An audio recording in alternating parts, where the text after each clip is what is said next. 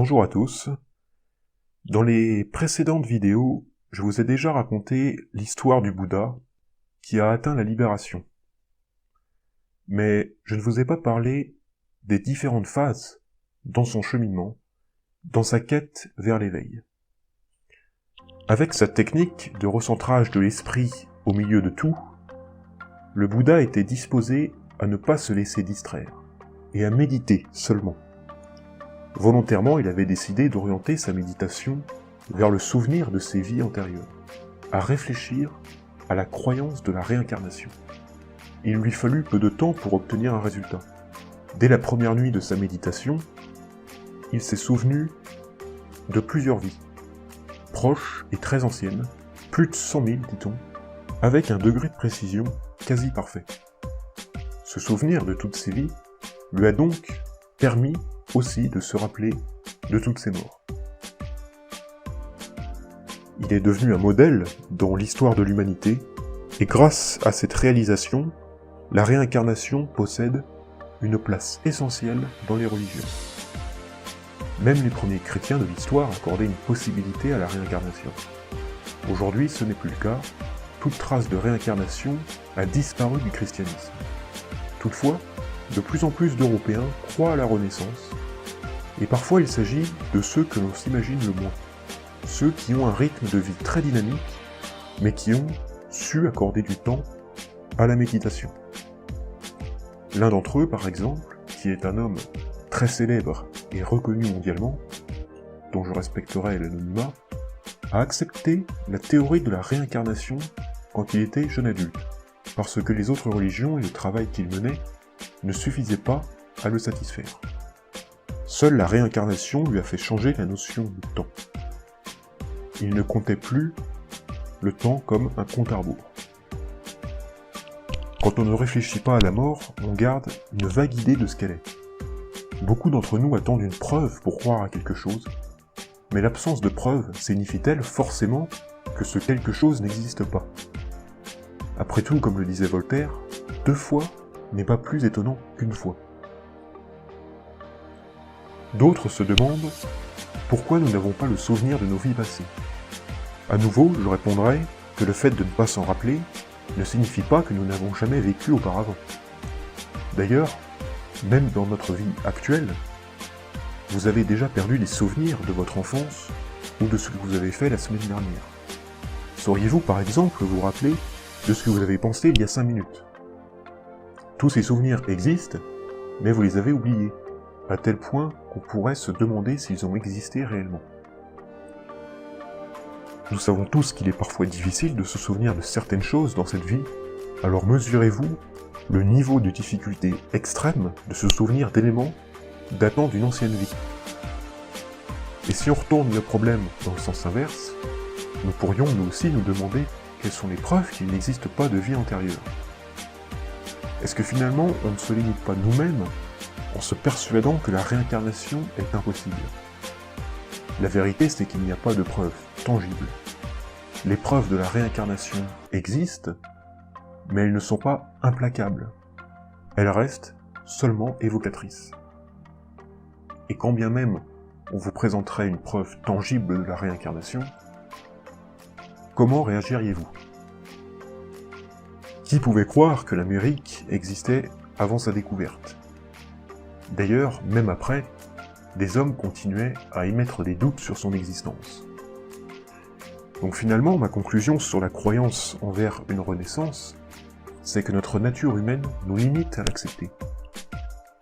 Mais pour savoir vous-même ce que vous pensez de la renaissance, au fond de vous, ce serait intéressant d'entamer une démarche méditative.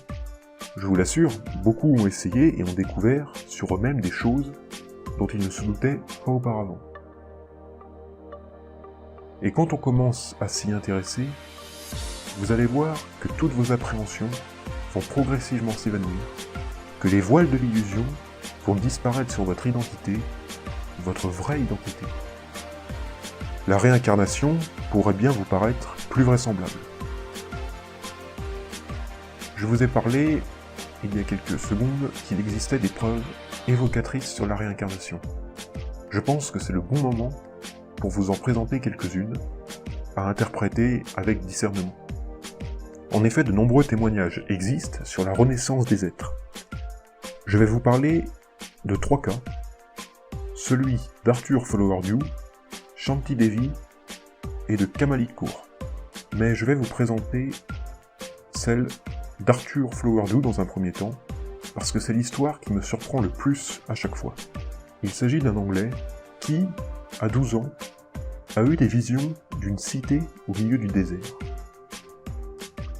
La vision la plus fréquente qui lui revenait était un temple bâti sur une falaise. Plus il grandissait, plus ses visions devenaient nettes et précises. Au-delà du temple, il voyait les rues, des gens et des détails sur la construction de ce temple.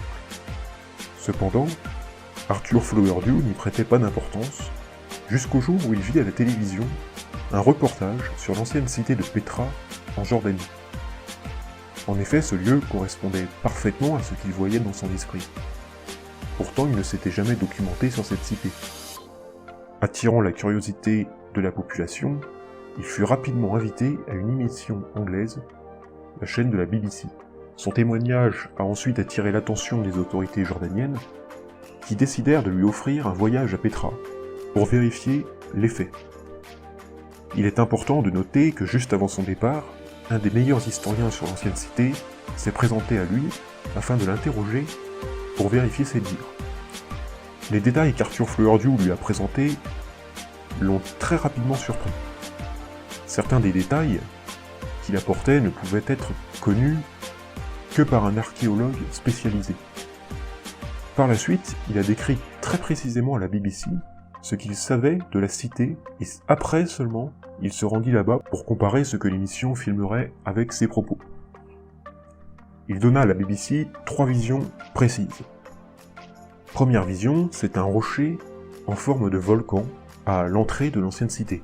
Un petit temple où il se rappelle avoir été tué entre -100 et l'an 0, et une construction étrange que les historiens avaient déjà repérée sans en comprendre la fonction. En revanche, le rocher à la forme de volcan, aucun ne l'avait trouvé. La stupéfaction était grande quand il leur montrait précisément l'endroit, et cet endroit, ils le trouvèrent. Ce n'est pas tout, il expliqua aux historiens la fonction du temple, son métier à l'intérieur, en tant que garde de soldats, alors que cela s'est produit il y a plus de 2 millénaires. La BBC avoua que de nombreuses informations qu'il donna ont été confirmées. Enfin, Arthur Flowerdew indiqua toutes les autres constructions qui n'avaient pas encore été découvertes. Personne ne sut expliquer toutes ces connaissances. L'historien qui l'avait interviewé a déclaré qu'il avait comblé les lacunes archéologiques, que toutes ces révélations concordent avec les faits historiques connus et que son caractère ne correspond pas à quelqu'un produisant une supercherie, surtout à cette échelle. Si la Renaissance n'existe pas, je ne saurais pas vous expliquer ces mystères extraordinaires. Avait-il lu avant des ouvrages sur la cité de Petra? N'oublions pas une chose, il a apporté des informations méconnues de l'ensemble des livres sur celle-ci. Il y a aussi le témoignage de Shanti Devi, une femme née en Inde en 1926, avec des caractéristiques de sagesse frappantes sur ses 3 premières années. C'est d'ailleurs à cet âge qu'elle reconnut le prénom de son ancienne vie, le lieu où elle habitait, le nom de son ancien époux. En se déplaçant en ce lieu, elle retourna voir son ancien mari, et ce dernier avoua en effet que sa femme était morte en 1910. Celle-ci lui donna des précisions exactes sur leur ancienne vie. Cependant, avec le temps, elle a fini par tout oublier. Et enfin, je vais vous présenter un dernier témoignage, très troublant là aussi, une enfant nommée Kamalit Kaur, en Inde. Alors qu'elle accompagnait son père à une fête dans un village proche, elle lui demanda de l'amener dans un autre village, un village assez éloigné. Son père lui en demanda la raison, et elle répondit qu'elle n'avait rien à faire ici, qu'elle n'était pas du tout chez elle, et qu'il fallait la conduire à ce village. Elle continua son discours en annonçant que dans ce village, elle a été renversée à vélo par un bus avec l'une de ses amies, et que seulement plus tard, elle mourut de ses blessures chez elle, l'hôpital n'étant pas équipé pour la soigner. Surpris, son père accepta de l'y emmener, bien qu'il n'y croyait pas. Arrivée dans ce village en question, la petite fille lui indiqua l'endroit où le bus l'a renversée, puis la maison où elle vécut. Toujours sceptique, son père finit par demander à des voisins s'il y avait une famille, telle que l'a décrite Kamalit, une famille qui aurait perdu une petite fille. Les voisins confirmèrent une jeune fille de 16 ans tuée, provoquant la stupeur du père. Alors qu'il voulait rentrer, la petite fille se dirigea vers son ancienne habitation. Elle sonna à la porte et demanda à la famille une photo d'école. La famille lui apporta et elle observa avec attention la photo. Son ancienne famille sortait dans la rue pour rejoindre la jeune fille, et elle les reconnut instantanément. Elle entra dans la maison pour qu'elle puisse leur montrer sa chambre, pour qu'elle fasse visiter toute la maison à son père. Elle montra ses anciens livres d'école et ses vêtements. La famille confirma qu'il s'agissait bien des affaires de leur enfant décédé. Quelques jours plus tard, la jeune fille voulait retourner vivre dans son ancienne maison, mais son père est parvenu à lui faire entendre raison. La famille en deuil a décidé de reconstruire l'histoire pour vérifier les faits. 10 mois après la mort de la petite fille, est née Kamalit. Cette dernière donna à la famille tous les noms de ses amis sur la photo de classe de leur fille défunte. Finalement, toute la famille fut persuadée que Kamalit est la réincarnation de leur fille. Bien sûr, il existe énormément de témoignages qui confirment cette idée de renaissance, que la vie continue après la mort. Souvenez-vous des expériences de mort imminente. Beaucoup sont revenus à la vie en ayant cette conviction, y compris des athées ou des gens inexpérimentés en méditation. Ils n'éprouvent plus aucune peur de la mort et sourissent de ceux qui en doutent. Si vous connaissez par hasard quelqu'un qui a vécu une expérience de mort imminente, demandez-lui si, secrètement, il pense que nous ne savons rien. Enfin, il précise aussi que la mort est paisible et qu'il n'y a rien à craindre. Attention toutefois à ces témoignages. Je vous montrerai un jour qu'ils n'ont pas vu l'au-delà, mais seulement une limite de la mort. L'essentiel étant qu'ils en reviennent avec une réponse à leurs questions, que chacun se pose un jour ou l'autre dans sa vie. Pourquoi certains, dans cette vie, naissent avec des dons ou des talents, pour le sport, pour la musique, pour les sciences? Pourquoi Mozart, à 5 ans, composait déjà?